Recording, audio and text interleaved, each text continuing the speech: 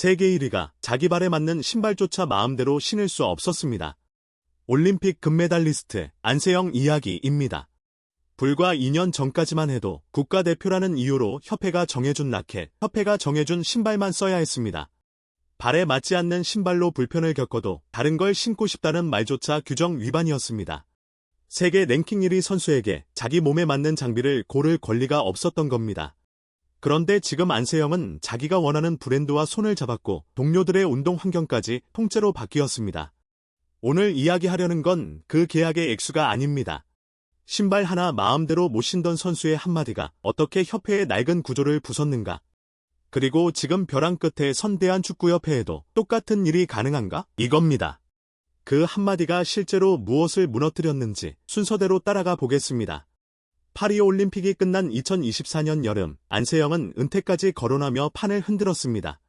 개인의 하소연으로 끝날 수도 있었던 이 문제가 어떻게 제도의 변화로 이어졌는지가 핵심입니다. 먼저 외부 권력이 움직였습니다. 문화체육관광부가 조사단을 꾸렸습니다. 감사 결과 후원 계약, 연봉, 선수촌 관행까지 모두 뜯어고치라는 결론이 나왔습니다. 비국가대표의 국제대회 출전을 막던 나이 제한이 폐지됐습니다. 국가대표 유니폼에 개인 후원사 로고를 노출할 수 있게 됐고 주말 외출부터 빨래, 청소 같은 선수촌 부조리 문화까지 손봤습니다. 2025년 1월엔 회장도 바뀌었습니다. 김동문 신임 회장이 선수 권익 보호를 1순위로 내걸었습니다. 2달 뒤인 4월엔 대표팀 지휘봉을 배드민턴 황제 박주봉 감독이 잡았습니다. 그리고 2025년 5월 협회는 라켓, 신발, 보호대 같은 주요 용품에 대한 개인 후원 계약을 공식 허용했습니다. 그 결과가 바로 안세영의 100억 계약입니다. 여기서 끝이 아닙니다. 남자 복식 서승재가 연간 22억 원, 김원호가 연간 15억 원의 요넥스와 계약했습니다. 안세영 한 사람이 문을 열자 동료들의 운동 환경까지 통째로 바뀐 겁니다. 그리고 중요한 건 이 변화가 성적으로 증명됐다는 점입니다. 선수 권익이 보장되고 환경이 정비되자 한국 배드민턴은 오히려 더 승승장구하고 있습니다. 안세영은 2026 아시아 선수권까지 제패하며 올림픽, 아시안게임, 세계선수권, 아시아 선수권을 모두 석권한 한국 여자 배드민턴 최초의 그랜드슬램을 완성했습니다. 같은 대회에서 서승재와 김원호도 나란히 우승했습니다. 선수를 풀어주면 성적이 떨어진다던 낡은 논리가 정반대로 뒤집힌 겁니다. 여기서 핵심을 짚고 넘어가겠습니다. 배드민턴에서 실제로 바뀐 건 후원금 액수가 아닙니다. 권력의 방향입니다. 협회가 정해주는 대로에서 선수가 선택하는 구조로 무게중심이 옮겨간 겁니다.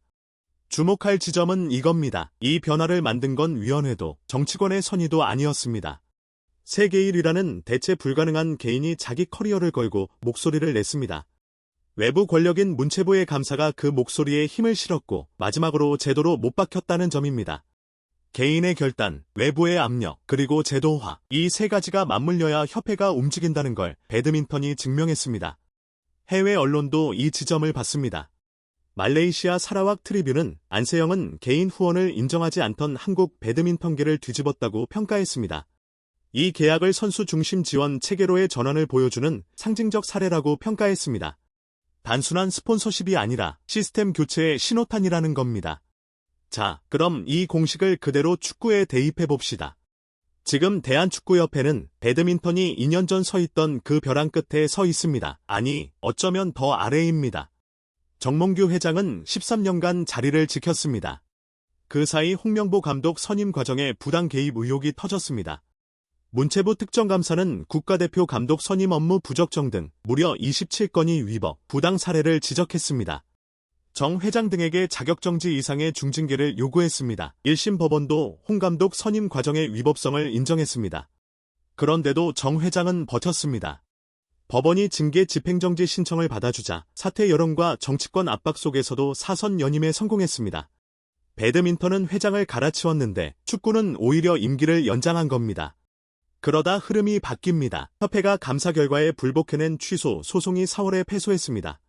2026 북중미 월드컵을 앞두고 결국 정 회장은 월드컵 이후 퇴진을 선언했습니다.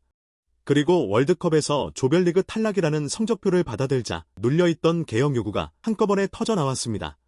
국회에선 홍명보, 정몽규를 부르는 청문회 이야기가 나오고 박지성과 문체부 장관이 공동위원장을 맡은 K축구 혁신위원회가 출범했습니다. 전문가들은 입을 모읍니다. 감독이나 선수 개인의 문제가 아니라 시스템의 문제라고요. 그렇다면 배드민턴처럼 축구도 바뀔 수 있을까요? 냉정하게 세 가지 차이를 짚어야 합니다. 첫째, 배드민턴에는 안세영이 있었습니다. 세계 1위, 대체 불가능한 아이콘 한 명이 자기 손해를 감수하고 총대를 맸습니다. 축구는 팀 스포츠입니다. 손흥민이든 누구든 선수 한 명이 협회 구조 전체를 흔들기엔 이해관계가 너무 넓고 복잡합니다. 개인의 결단이라는 첫 번째 열쇠가 축구에선 훨씬 끼우기 어렵습니다. 둘째, 규모와 정치입니다. 배드민턴협회도 컸지만 축구협회는 돈과 권력의 밀도가 다릅니다. 그만큼 이해관계자가 많고 개혁에 저항할 세력도 두껍습니다. 정 회장이 감사와 여론을 소송으로 버텨낸 13년이 그 증거입니다.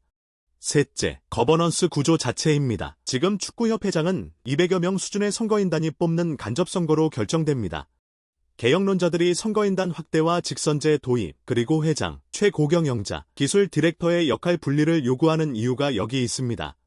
소수가 권력을 쥔 구조에선 얼굴만 바꾸고 시스템은 그대로 갈 위험이 크니까요. 그럼에도 지금이 기회인 이유가 있습니다. 배드민턴이 알려준 공식 기억하시나요? 외부의 충격, 내부의 결단, 그리고 제도화. 공교롭게도 축구는 지금 그 조건이 무르익고 있습니다. 월드컵 조별 탈락이라는 외부 충격이 왔고 정몽규 퇴진으로 권력의 공백이 생겼고 혁신위원회라는 제도화의 그릇이 마련됐습니다.